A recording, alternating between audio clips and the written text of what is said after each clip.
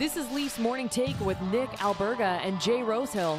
Now we've got a fight started here right off the bat with Rosehill. 30 minutes of live, nonstop Leafs talk starts now.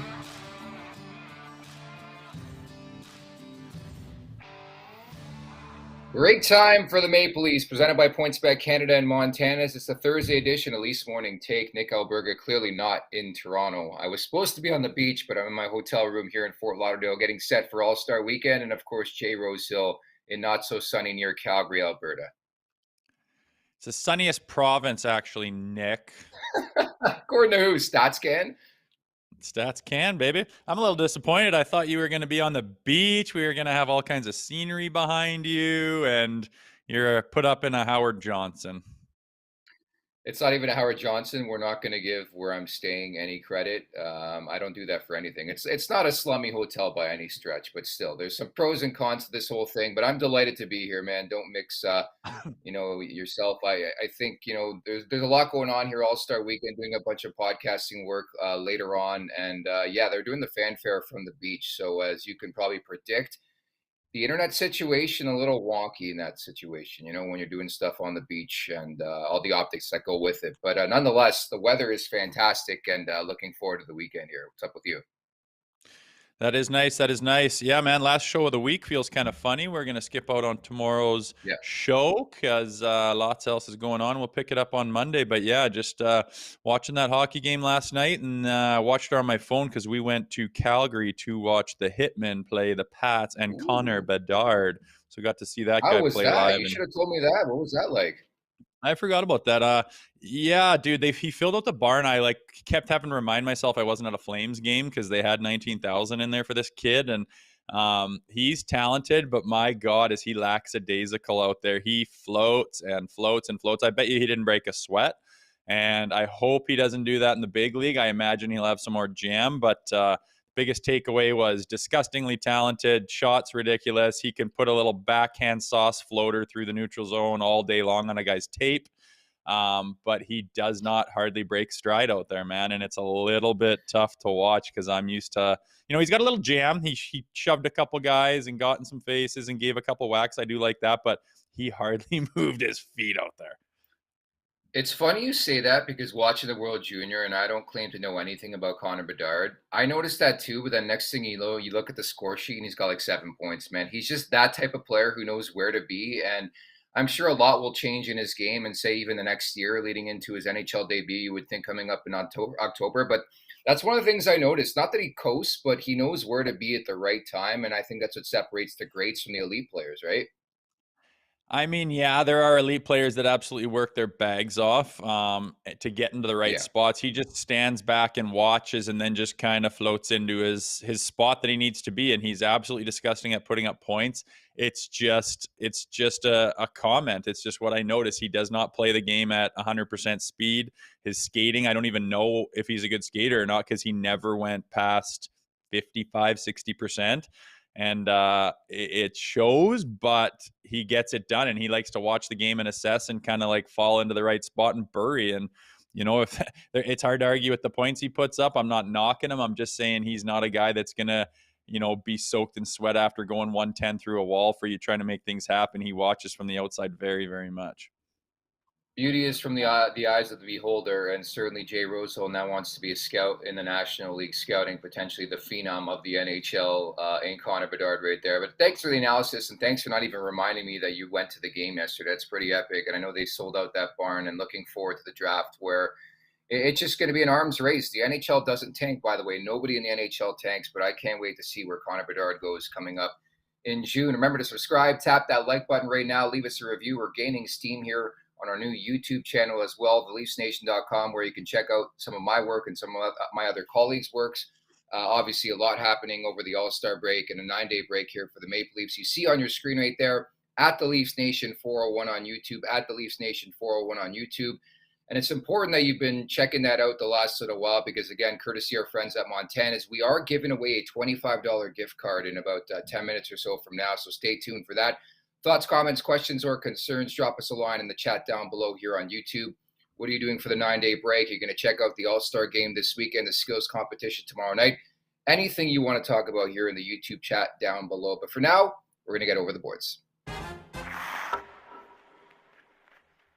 Okay, Rosie, you're going to have to take me through this. I'll be quite admittedly honest with everybody. I was actually in transit during this game, and then I got to Florida. I tried to stream the fucking game, and it wouldn't let me stream the game because I have a Canadian outlet and Sportsnet now, and I couldn't stream it in the U.S. Long story short, I turned on my TV, and the Carolina-Buffalo game was on, and that's what I was saddled with watching last night. But nonetheless, from what I gather, Ilya Samsonov had a strong start, some fisticuffs in that game, and just looking at the box score, I didn't watch the game. I couldn't believe Boston scores 5 goals, and Pasternak, Marchand, and Bergeron combined for 1 point on the night. What'd you see? Yeah, that is pretty wild. I mean, the final score, it wasn't indicative of the entire game. I think the Leafs hung in there with them, and that's kind of all I can say is they were hanging in there. They were part of the game. The game didn't get away from them, although they were trailing, and they were just doing just that. They were hanging in there with the Bruins. And, final 10 minutes of the game, though it's a 3-2 hockey game, and the Bruins just shone through. I mean, they were just the better team last night. You can't deny that. They had more going on, and they got more secondary scoring. They got their whole roster going. And like you said, their big boys didn't even step up and take control. It was some of the secondary scoring, and all of a sudden, the last 10 minutes, they decided to, show their strength and pot 2 goals and one handily. So at the end of the day, they just got a little bit outplayed. I think Samsonov was solid at the beginning, maybe a couple he'd want back. Some odd things going on with, off sticks and some screens or whatever. I'm not knocking him by any stretch. It was just, they just got outmatched last night. Yeah, I won't lie. I was sweating it. I did take the over 5.5, but that cleared quite easily there in the third period, as we know, with the influx in offense. I call it the first true regulation loss on home ice for Ilya Samsonov because of that sewer job, the game we were at on Friday from Matt Murray. So Samsonov makes 24 saves. He wasn't the reason they lost from, at a distance watching this game. So they're 1-2 now with Austin Matthews since he went down. Boston now leads the season series 2-1. I already said it was over, the division, but now it's profoundly over. They're 13 points up, and they're just a really, really good team, man. Linus Ullmark's having an incredible year.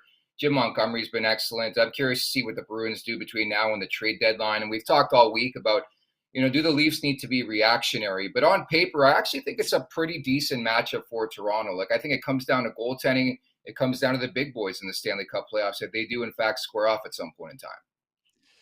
Yeah, I think so. And I mean, last night you got to understand like Keefe said, this is a team that's playing in the NHL who's 40 goals up on the next team. I mean, they're just dominating the league right now. And they came into Toronto last night pissed off because they're on a 3-game slide, and they're a very good hockey team who has the ability to, scramble their game together and just pile up wins. So very uncharacteristic so far this season for them to be on a 3-game slide.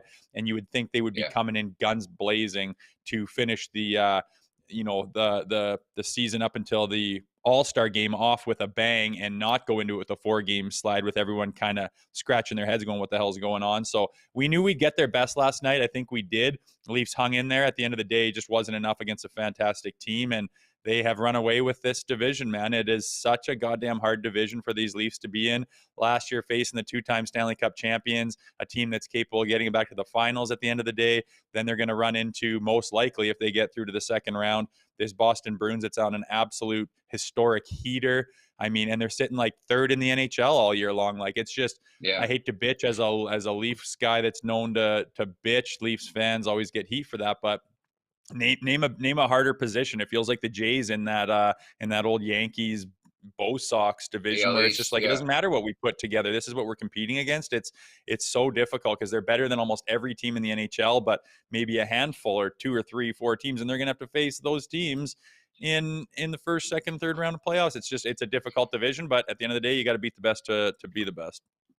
Yeah, and that's right. I mean, it's the unfortunate part of being in that division that even this year, when they're having an unbelievable year, they're not going to win first in the division. Not that I think it really matters. Again, I've said plenty of times on this show, I could not care less who they play in the first round, because I think they've proven in the last decade they're capable of losing to any team, whether it's Columbus, Montreal, Tampa. So give me the best, and to me, that is the Tampa Bay Lightning. What's your take on Michael Bunting and his reputation? I'm sure you saw it last night. Blood streaming from his nose. It was a clear missed call by the officials. It's going to happen. We've talked about, humanizing the situation throughout the season. But do you think at times the reputation gets the best of the officials, and you look at Michael Bunting, he's a bit of a shift disturber. He's a bit of a pest out there, plays this game to a T. I think he's perfect for this team, but would you make of the bitching and the tantrum a bit? Yeah, he's definitely losing his mind, and I don't mind a guy playing with passion. There was some Darcy Tucker comparisons, which I laughed at here recently, but, him just screaming and kicking the boards and eyes wide, losing your mind. I love that shit. I love the intensity. I love the passion. I don't want it to take away from your game or anything, but I mean, Keith called it at the beginning of the year, even he's going, this guy's like a guy in the league now that is known, and he's known for, his play up on the top lines and standing out, and then the way he beaks off and the way he chirps. I guess he's a guy that's just nonstop talking in the locker room, nonstop talking on the ice, chirping, and that funnels over to the referees as well. If I were him, I would kind of buddy up with the referee, kind of skate around at TV timeout and know their names personally. And, hey, how you doing, Johnny? How's everybody? You guys grinding or what? And just to get that rapport going so that they know that kind of heat isn't directed towards them, because you're not going to get the benefit of the calls when you're always running your mouth and whatnot. And yeah, they missed a call last night. I think it was more of his visor cut his nose than anything. And I'm not a big fan of 4 minutes because you draw blood. I don't like that anyway. And yeah, they missed a call, but the refs are missing calls left, right, and center. And I think the big problem is you don't know what a call is and what it isn't. And yeah, they drew blood, but it wasn't a very vicious, big, high stick that was clean and open and obvious. So whatever. I don't mind him playing with that kind of passion, but he's got to know that, he's going to have a little bit of a target on his back, and he's not always going to get the benefit of the doubt. We all bleed a bit differently. I think you said that a couple months back, and it's actually something I do agree with you on that front. I think sometimes guys are just trying to bleed to get that extra 2 minutes, which I think is ridiculous in this day and age. Meantime, the following segment is for our friends over at hockeyfights.com. I want you to break this down. Excuse me, I'm losing my voice. Break this down, considering you played in the National League, you scrapped in the National League. Wayne Simmonds against AJ Greer. Ooh, boy. Greersy was just not ready. You see him go for the handle, and then he kind of backs off, and Wayne just goes to attack mode, man. And I mean, you can't string Wayne Simmonds out. One of the things he's got is those really long arms and a big reach. So you need to get inside of that guy. Watch, he goes, oh boy, now he tries to string him out. Sorry, bud. Wayne's arms are 4 inches longer than yours. You try to turn your head and put your arm in front of him, he's just going to reach around and tag you. Tagged him with the right. Then I love going to lefts here. Like, what are you going to do? That guy is on all defense, and Wayno just put him into concussion protocol. It was an absolute mopping of that guy. And look at him. He tags him with that first one, then switches. The guy doesn't even know what to possibly do. He has no defense, and that just shows Wayno's toughness, man. I love seeing him get in there, try to spark the boys up, and can't ask too much more when you drop the gloves than what you're looking at right there. So apparently that stemmed from the previous meeting 2 weeks ago, and there was a bit of a brouhaha, if you remember, I think after the second period. And Simmonds, obviously tougher guys in the league, remember everything. He took notice of the number, and the best thing about this is Greer scored a goal like a couple minutes before that. I know, kind of funny that was the timing of it. I don't think that had anything to do with it, but just happened to get Wayno out there to try to spark the boys. That's the best time where I'd like to scrap is when you're on home ice, you get scored against, and all the fans are sitting down slouching, and good time to get them on their feet and snap that momentum, shift away from the opposing team with a good scrap. And I imagine that barn was pretty excited about that dusting right there, and then you just got to leave it up to the hands of the boys to try to respond after that. Was there anybody you scrapped in your day in the show that was like notorious for only taking a fight when it benefited them? Whew.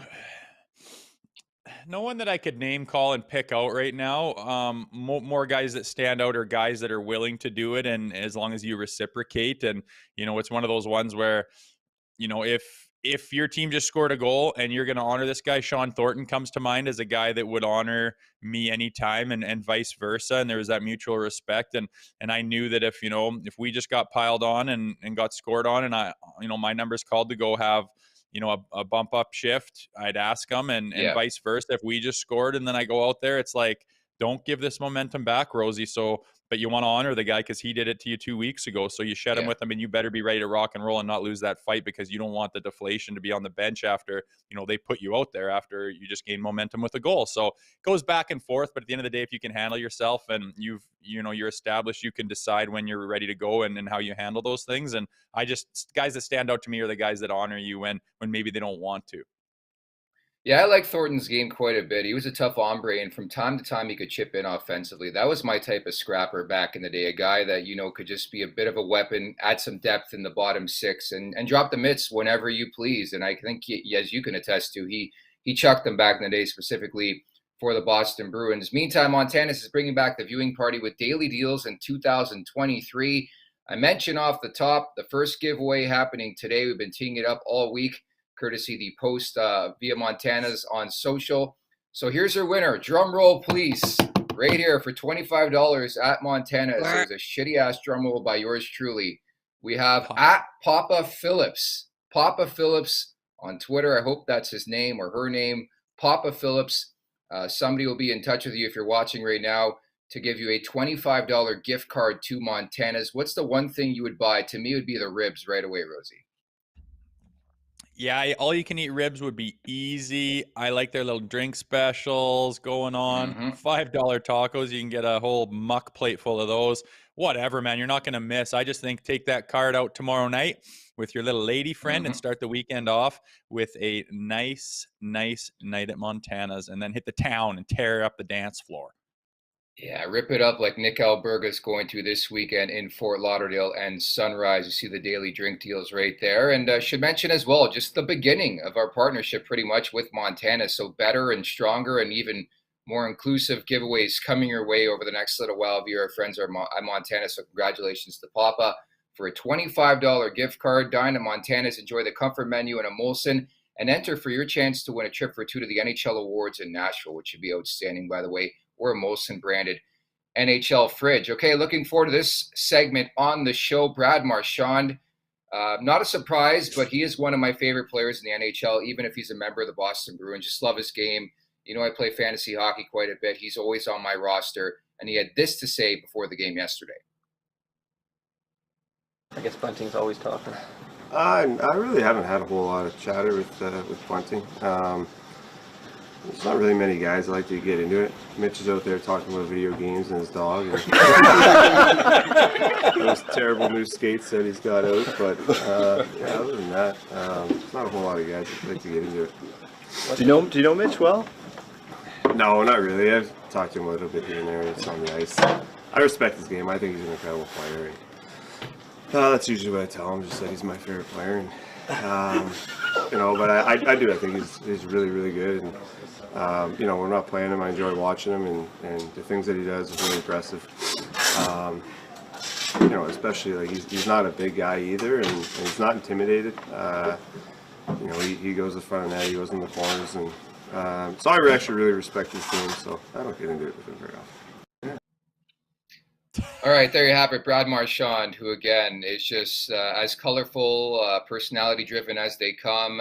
For a league that wants this type of player more often, right, very similar to the NBA or the NFL, we get it. And then it was a big-time buzz and story leading up to my flight yesterday. I don't know why. I love it. I think it's great for the game. And on top of that, I would be more insulted, maybe that's too strong of a word, but I would think differently if it wasn't a guy of the ilk of Brad Marchand who's proved it time and time on the ice, right? I mean, I just love it. I like the guy. I like to hate him when you're playing against him. Everyone's going to go towards the licking thing, which, fine, that's too far. That's one thing out of many, but that guy's game on the ice, he's come on and started as kind of that agitator. He is willing to get his nose in there, the dirty plays. He's willing to shed his gloves with guys out of his weight class.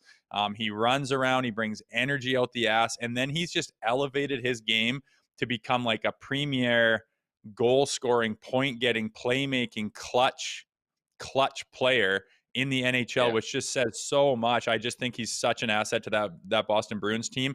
I love it when guys do that. I mean, these guys are so privy. I mean, so privy to social media and to be in on camera and posting stuff, and the girls they wheel or whatever is on an app. It's not face to face. They're so used to doing the media stuff that why not go back and forth at each other? Like, I want to see guys chirp the guy in the other room and then have him respond and beacon back and forth, but they all got to put on their hockey player. And now that I'm in the media, obviously I want to see a lot more than that. And it's pretty easy to get into the old ho-hum interview when you're getting interviewed when you're player, and you're just kind of given the standard responses, and it's just boring as hell. Like, it's pointless to even listen to Connor McDavid's interview. It's just pointless. He's not going to say anything good. He's not going to say anything interesting. He's going to give you the token answers, and it's boring. And I love to see that kind of stuff. And Marchand was on fire the last couple of days on Twitter. He's lighting everybody up. It's hilarious. I love to see it.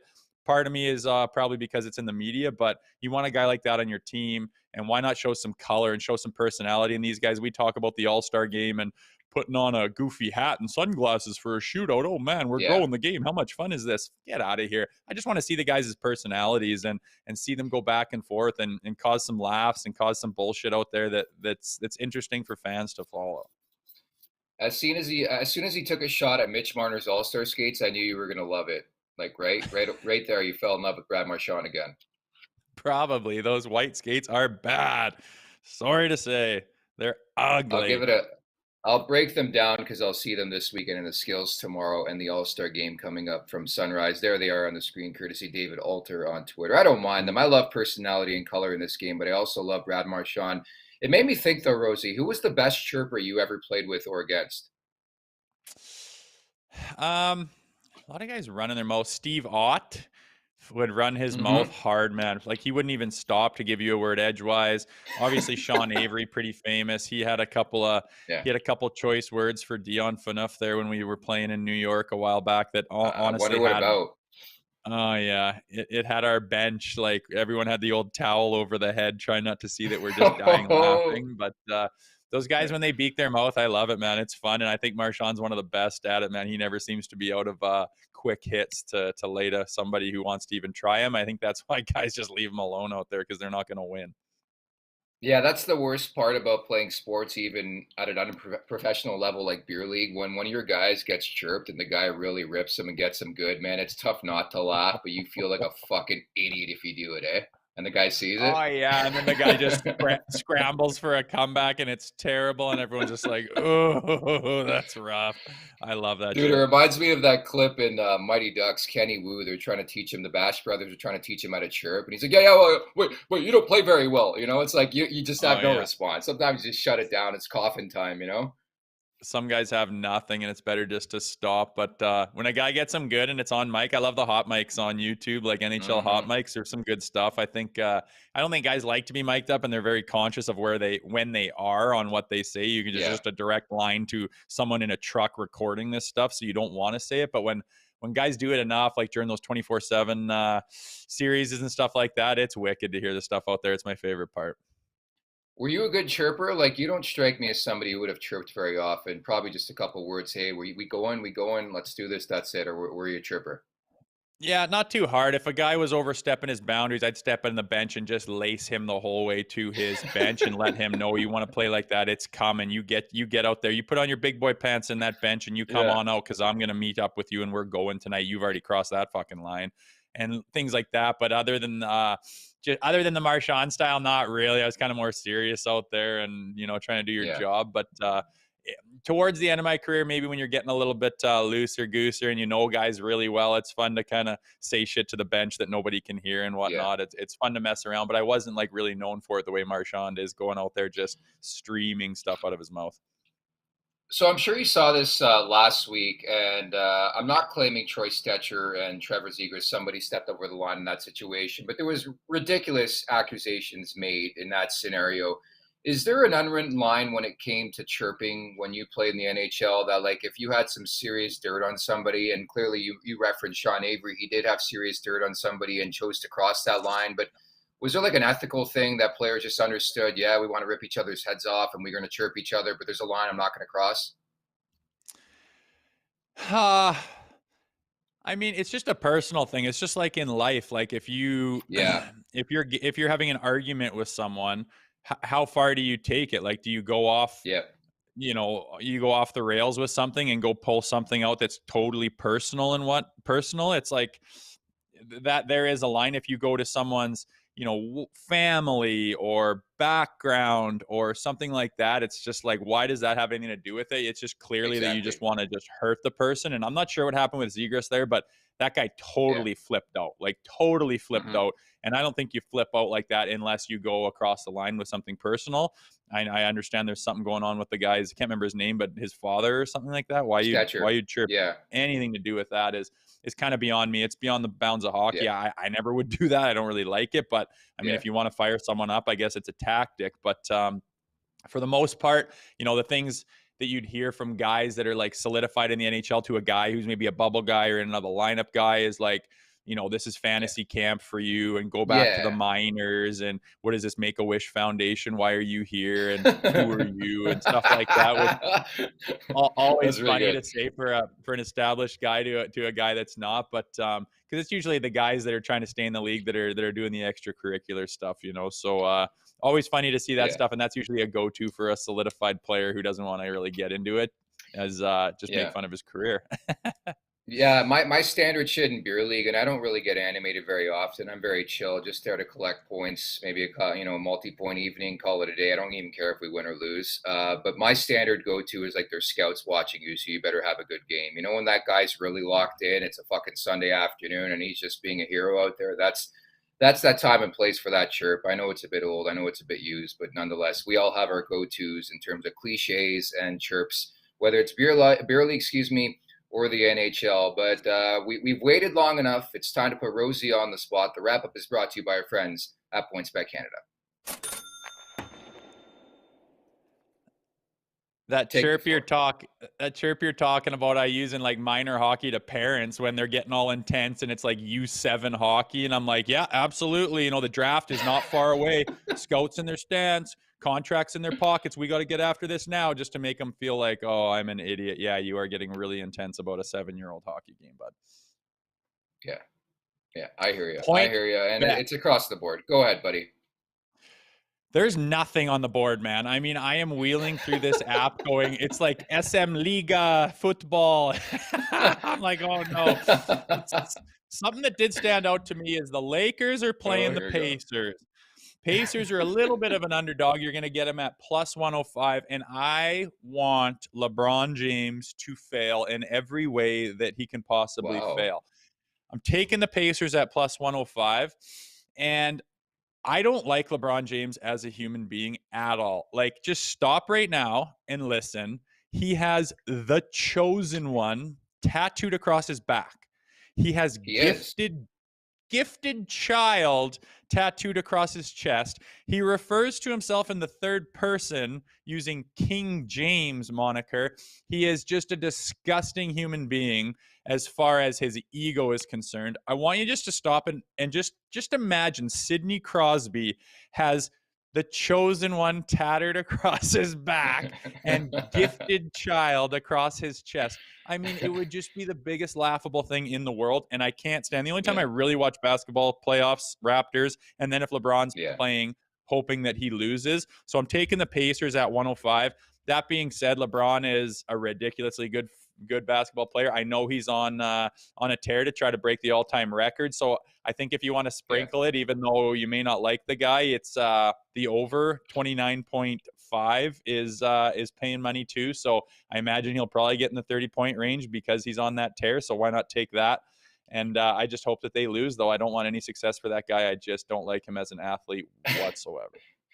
Your nickname now going forward is the anti-goat. The guy's the fucking goat. You can call himself like Cristiano Ronaldo for all I care. He's the goat. You can do whatever you want. It's a different threshold, man. He's good at basketball. I'm not saying he's not good at basketball. Just bad at being a human. Well, I don't know. I was with you last weekend. You kept referring to yourself as Jay Rosehill and Tyler Rosehill's brother. So the dozer. I was third person dozer the whole time. Yeah, exactly. Jay was just talking specifically and strictly in third person last weekend in the alumni box. So I can't chirp either way. So there's your play. You like Indiana over the Los Angeles Lakers because you hate LeBron James. That's your justification for that play. Yeah, we're gonna get one today, guys. Ride the coattails, jump on the wagon. Money to be You're made. pretty much Joey. You are Joey Gallo on this podcast when it comes to betting. If you're not familiar with the name Joey Gallo, he loves to strike out, man. He loves to strike out, and that's you betting wise. I don't think you've hit one this season. So I hit last night over 5.5. So start us something. You got to continue it. That was an easy one. You get the layups, man. Yeah, I gotta right. dig. I It was gotta a dig 2-1 through game. the app to figure out some European football line for Christ's sakes. You dumped that on my plate last minute. There's always an excuse. Okay, let's wrap with a chat here. Tim writes in, Rosie being nice, didn't think the boys put in a full game effort. Sammy looked tired. The team defense was lazy, to say the least. You can always count on bitter honesty and truth from Tim York writing in via the YouTube chat. Derek writes in, I guess he's a big Oilers fan. Are you talking about Klim Kostin? No, we're not talking about Klim Kostin on a Maple Leafs podcast. I'm sorry. Great story for the Oilers. Good for them. And then Tim writes in as well, Dino Cicerelli was great at chirping. Laughed my ass off. So a lot of great chirpers back in the day. He does stick out for me too.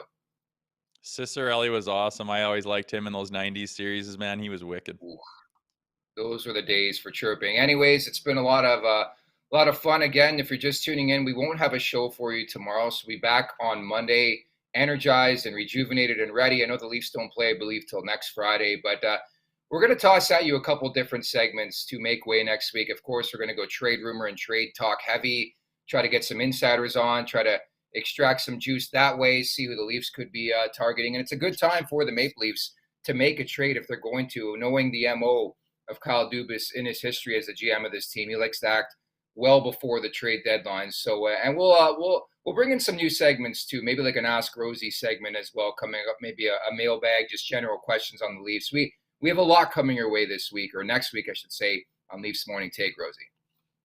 Yeah, that'd be fun. Get some people throwing things up there. Not the typical who's the toughest guy you ever fought, like that stuff. Ask about the Leafs and how they operate and behind the scenes, any of that stuff. Trainers, How does this work? How do they get the gear here and there? That inside info that people don't really have access to is always fun to talk about. I think some people are surprised at certain aspects of, life in that league and on that team. I think that would be fun. And, I think this All-Star break is a good time for GMs to get together too. And they got some time where they're not, their day-to-day opens up a little bit and they can start working the phones a little bit. I think, I'm starting to see after that game, I'd like some secondary scoring and I'd like, someone to fill that Muzzin role on the back end to kind of put a big boy up there, and what we have to give up to get that, it'll be interesting. But, last night when, the big boys aren't firing for the Bruins, they get it done with secondary scoring. And, we've had glimpses of that, but I think we need to beef it up a little bit. And I hope something happens here over this All-Star break.